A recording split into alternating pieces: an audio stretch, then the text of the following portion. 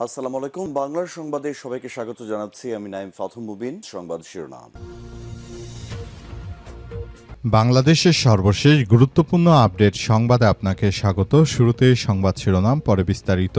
প্রথমেই জানাবো আমাদের হাতে থাকা সর্বশেষ গুরুত্বপূর্ণ সবথেকে তাজা আপডেট সংবাদ। মতিঝিলে দিনে দুপুরে ব্যবসায়ীকে গুলি করে $17,000 ছিনতাই। রাজধানীর মতিঝিলে প্রকাশ্যে গুলি করে এক ব্যবসায়ীর কাছ থেকে $17,000 ছিনতাই করার ঘটনা ঘটেছে। হামলায় আহত ব্যবসায়ী লোকমান হোসেনকে গুরুতর আহত অবস্থায় উদ্ধার করে মুগদা মেডিকেল কলেজ হাসপাতালে ভর্তি করা হয়েছে। আজ বিকাল 3টার দিকে মতিঝিলের শাপলা চত্বর সংলগ্ন জনতা ব্যাংকের সামনে এমন ঘটনা ঘটে। এই ঘটনার পর সবাই বলাবলি করছে যে আবারও বিএনপি সরকার, আবারও দেশ জুড়ে এই রাহাজানি সন্ত্রাসী কর্মকাণ্ড হচ্ছে। এরপর জানাবো পলাশবাড়িতে হিন্দু ধর্মীয় স্থাপনা নির্মাণ ও বিদেশি সম্পৃক্ততার তদন্তের দাবি হেফাজতের। গাইবান্ধার পলাশবাড়িতে বৃহতাকারে হিন্দু ধর্মীয় স্থাপনা নির্মাণ এবং বিভিন্ন ধর্মীয় অনুষ্ঠানে বিদেশি কূটনৈতিক প্রতিনিধিদের অংশগ্রহণ নিয়ে উদ্বেগ প্রকাশ করেছে হেফাজত ইসলাম বাংলাদেশ। সংগঠনটি বিষয়গুলো স্বচ্ছ ও নিরপেক্ষ পর্যালোচনার মাধ্যমে জনমনে সৃষ্টি হওয়া প্রশ্নের গ্রহণযোগ্য জবাব নিশ্চিত করার আহ্বান জানিয়েছে।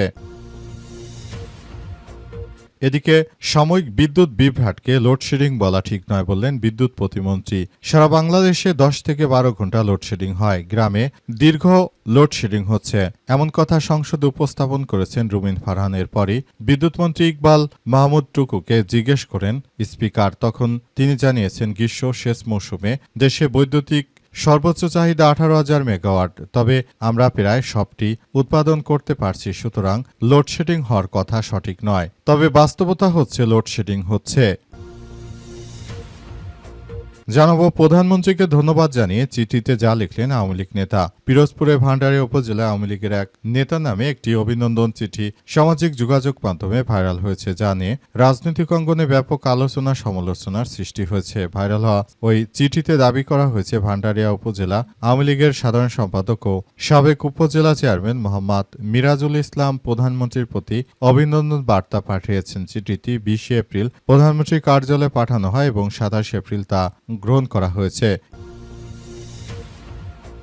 এবং সর্বশেষ জানাবো যে ককরোচ আতঙ্কে মোদির ঘুম হারাম। ভারতের তরুণ প্রজন্মের ক্ষোভ ঘিরে সামাজিক যোগাযোগ মাধ্যমে শুরু হওয়া এক ব্যঙ্গাত্মক উদ্যোগ এখন জাতীয় রাজনীতিতে আলোড়ন তুলেছে। বেকারত্বের ঊর্ধ্বগতি এবং শিক্ষা ব্যবস্থার ধারাবাহিক অনিয়মে হতাশ যুবকদের সমর্থনে গড়ে ওঠা কাল্পনিক ককরোচ জনতা পার্টির বিশাল বিক্ষোভের পরই নরেন্দ্র মোদির ঘুম হারাম হয়ে গেছে। নরেন্দ্র মোদির বিরুদ্ধে এবার ভারতের দিল্লিতে বাংলাদেশের ইনকিলাব জিন্দাবাদ স্লোগান হচ্ছে। এতে নরেন্দ্র মোদি ভয়ে থরথর করে কাঁপছে। প্রিয় দর্শক, এতক্ষণ শুনছিলেন সংবাদ শিরোনাম, এবারে বিস্তারিত। তবে তার আগে বন্ধুরা অনুরোধ থাকবে এই সংবাদটিতে একটি লাইক দিন। এই চ্যানেলে আপনি নতুন হয়ে থাকলে আমাদের সংবাদটি দেখতে দেখতে চ্যানেলটি সাবস্ক্রাইব করে রাখুন।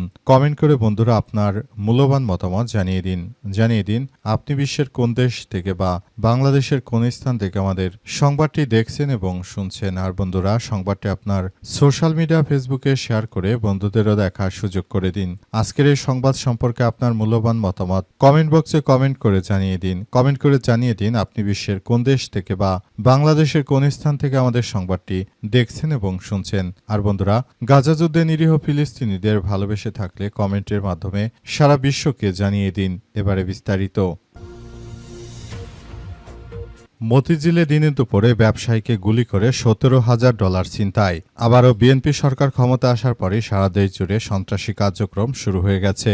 রাজধানীর মতিঝিলে দিনে দুপুরে প্রকাশ্যে গুলি করে এক ব্যবসায়ীর কাছ থেকে $17,000 বা বাংলাদেশি টাকায় প্রায় 20 লক্ষ টাকার মতো ছিনিয়ে নিয়ে গেছে। হামলায় আহত ব্যবসায়ী লোকমান হোসেনকে গুরুতর আহত অবস্থায় উদ্ধার করে মুগদা মেডিকেল কলেজ হাসপাতালে ভর্তি করা হয়েছে। আজ বিকাল 3টার দিকে মতিঝিল শাপলা চত্বর সংলগ্ন জনতা ব্যাংকের সামনে এই ঘটনা ঘটে।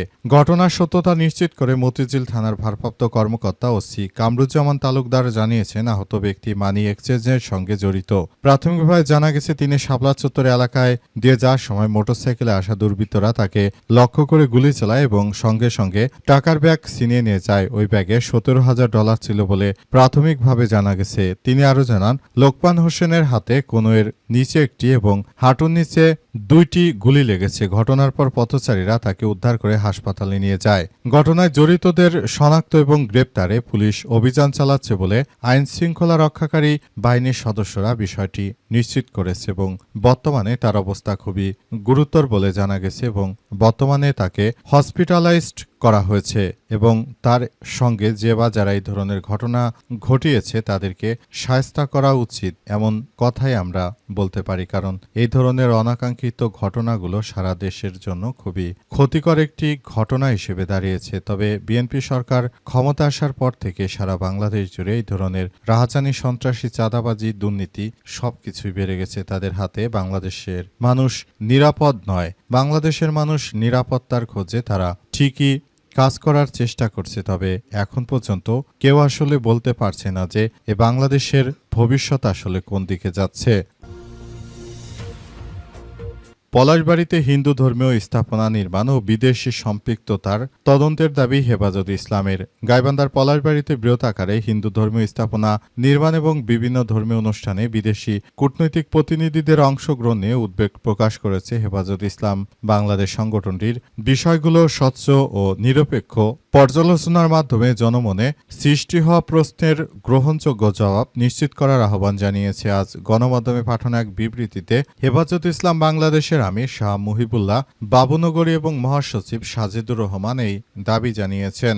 বিবৃতিতে নেতৃত্ববৃন্দ জানিয়েছে যে সম্প্রতি সময়ে রংপুর বিভাগের গাইবান্ধা জেলার পলাশবাড়ীতে বৃহৎ আকারের হিন্দু ধর্মীয় স্থাপনা নির্মাণ এবং বিভিন্ন ধর্মীয় অনুষ্ঠানের আয়োজন এবং এসব কর্মসূচিতে বিদেশি কূটনৈতিক প্রতিনিধিদের ধারাবাহিক অংশগ্রহণ এবং তাদের অবাধ বিচরণ সহ যে ধরনের কার্যক্রমগুলো চলমান রয়েছে সেগুলো আসলে কতটা গ্রহণযোগ্য এবং এসব বিষয় আদতে কি হতে চলেছে সেসব বিষয় নিয়ে স্পষ্টভাবে বার্তা দেওয়ার প্রতি ইঙ্গিত দেওয়া হয়েছে এবং আরও বলা হয়েছে যে আসলে যে এই কার্যক্রমগুলো চলমান রয়েছে সেটি কিভাবে আসলে বিষয়গুলোকে দেখভাল করতে হবে এবং এসব বিষয়গুলো নিয়ে আসলে সবাই কিভাবে কি মনে করছে সেটি সবাইকে অবশ্যই অবহিত করতে হবে বলে উল্লেখ করা হয়েছে এবং আরো বলা হয়েছে সারা দেশ জুড়ে হিন্দুত্ববাদী ভারতের হিন্দুত্ববাদীরা তারা মূলত বাংলাদেশকে টার্গেট করে নরেন্দ্র মোদীর সন্ত্রাসী ক্ষমতা আসার পরই পশ্চিমবঙ্গ থেকে বাংলাদেশকে টার্গেট করে তারা যেভাবে বাংলাদেশে পুষিনের চেষ্টা করছে এটি কোনো সভ্য দেশ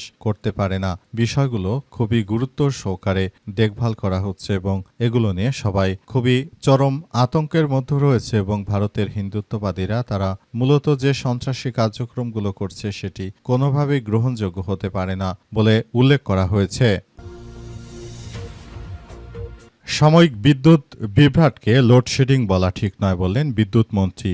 সারা দেশে 12 ঘণ্টা বিদ্যুতের লোডশেডিং হচ্ছে, সংসদে রুমিন ফারহানা এসব কথা বলার পর বিএনপির বাণিজ্য বিদ্যুৎ মন্ত্রী তিনি জানিয়েছেন যে সারা বাংলাদেশে যে লোডশেডিং হচ্ছে, সঞ্চালন লাইন ঠিকঠাক করা হচ্ছে, এটিকে লোডশেডিং বলা ঠিক নয় এমন উদ্ভট বক্তব্য দিয়েছেন বিএনপির এই মন্ত্রী। তবে সারা দেশে যে বিদ্যুৎ থাকে না সে বিষয়টি স্পষ্ট এবং সত্য, কারণ সারা দেশ জুড়ে হঠাৎ করে বিএনপি সরকার যখনই ক্ষমতা আসলো লোডশেডিং বেড়ে গেল। এর আগে কিন্তু এতটা লোডশেডিং বাস্তবেই ছিল না। তাই ব্যারিস্টার রুমিন ফারহানা বিষয়টি নিয়ে বলার পরে বিএনপির এই বিদ্যুৎ মন্ত্রী তিনি এসব কথা জানিয়েছেন যে সারা দেশে নাকি তেমন লোডশেডিং হয় না, অথচ ফিল্ড পর্যায়ে আসলে গ্রাম অঞ্চলে দেখা যাচ্ছে যে সারা দিন জুড়েই সেখানে লোডশেডিং হচ্ছে এবং এই লোডশেডিং এর কারণেই মূলত এই ধরনের সমস্যাগুলো আরো বেশি বেশি হচ্ছে। মূলত সমস্যাগুলোকে একদম আইডেন্টিফাই করা উচিত এবং এসব বিষয় নিয়ে সরকারের কাজ করা উচিত, কিন্তু সরকার যদি বিষয়গুলোকে যথাযথভাবে কার্যক্রম না চালায় তাহলে সেক্ষেত্রে দেশের জনগণকে এর জন্য সমস্যা পোহাতে হবে। পাশাপাশি দেশে উৎপাদনের প্রতি বিরূপ প্রভাব পড়তে শুরু করেছে। মিল কারখানায় যথাযথ সময় বিদ্যুৎ বা গ্যাস না থাকার কারণে যে সমস্যাগুলোর সৃষ্টি হচ্ছে সেগুলো আসলে খুবই বড় ধরনের একটি সমস্যার সৃষ্টি করছে। প্রধানমন্ত্রীকে অভিনন্দন জানিয়ে চিঠিতে যা লিখলেন আওয়ামী লীগ নেতা। পিরোজপুরে ভান্ডারিয়া উপজেলা আওয়ামী লীগের এক নেতা নামে একটি অভিনন্দন চিঠি সামাজিক যোগাযোগ মাধ্যমে ভাইরাল হয়েছে জানিয়ে রাজনৈতিক অঙ্গনে ব্যাপক আলোচনা সমালোচনার সৃষ্টি হয়েছে। ভাইরাল হওয়া চিঠিতে দাবি করা হয়েছে ভান্ডারিয়া উপজেলা আওয়ামী লীগের সাধারণ সম্পাদক ও সাবেক উপজেলা চেয়ারম্যান মোহাম্মদ মিরাজুল ইসলাম প্রধানমন্ত্রীর প্রতি অভিনন্দন বার্তা পাঠিয়েছেন। চিঠিটি 20 এপ্রিল প্রধানমন্ত্রীর কার্যালয়ে পাঠানো হয় এবং 27 এপ্রিল তা গ্রহণ করা হয় বলে জানা গেছে। চিঠিটিতে রাজনৈতিক প্যাডে নয় বরং তার মালিকানাধীন একটি ঠিকাদারি প্রতিষ্ঠানের অফিসিয়াল প্যাডে লেখা হয়েছে। সামাজিক যোগাযোগ মাধ্যমে ছড়িয়ে পড়া কপিতে দেখা যায় চিঠিতে তিনি 12 ফেব্রুয়ারি জাতীয় নির্বাচনে 2/3 সংখ্যাগরিষ্ঠতা অর্জনের মাধ্যমে সরকার গঠনের জন্য তারেক রহমানকে ধন্যবাদ জানান এবং রাষ্ট্র মেরামতের 31 দফা সবার আগে বাংলাদেশ গানের প্রশংসা করেছেন উল্লেখ করে চিঠিতে আরও দাবি করা হয় 17 ফেব্রুয়ারি শপথ গ্রহণের পর প্রধানমন্ত্রীর নেতৃত্বে দেশে নতুন আশা সঞ্চার হয়েছে এবং জনগণ সরকারের প্রতি আস্থা রাখছে। তবে চিঠির ভাষা ও বিষয়বস্তু নিয়ে সামাজিক যোগাযোগ মাধ্যমের প্রশ্ন উঠছে এবং বিষয়টি নিয়ে রাজনৈতিক অঙ্গনে নানা আলোচনা চলছে। চিঠির একটি অংশে লেখা ছিল 12 ফেব্রুয়ারি 2026 তারিখে জনগণের প্রত্যক্ষ ভোটে 2/3 ভোটের বেশি জনসমর্থনে বিজয়ী হয়ে আপনার নেতৃত্বে গণতান্ত্রিক সরকার গঠিত হয়েছে, প্রাণঢালা অভিনন্দন জানায়। একই চিঠিতে তার ঠিকাদারি প্রতিষ্ঠানের কিছু কাজের মেয়াদ বাড়ানোর অনুরোধও জানানো হয়েছে। বিষয়ে একাধিকবার মোহাম্মদ সিরাজুল ইসলামের সঙ্গে যোগাযোগের চেষ্টা করা হলেও তাকে কোথাও পাওয়া যায়নি। বর্তমান তিনি গা ঢাকা দিতে পারেন বলে এমন তথ্য অনেকে বলাবলি করছে। তবে আদতে বিষয়গুলো কি হয়েছে এবং বিষয়গুলো নিয়ে তিনি মূলত কি বোঝাতে চেয়েছেন সে সম্পর্কেও এখন পর্যন্ত কোনো তথ্য আসলে কেউ দিতে পারেনি বলে উল্লেখ করা হয়েছে। বর্তমান সময়ে এই ধরনের যে কার্যক্রমগুলো চলমান থাকবে সেটি সবাইকে খুব বড় ধরনের সমস্যার সৃষ্টি করতে পারে এমন কথাই উল্লেখ করা হয়েছে।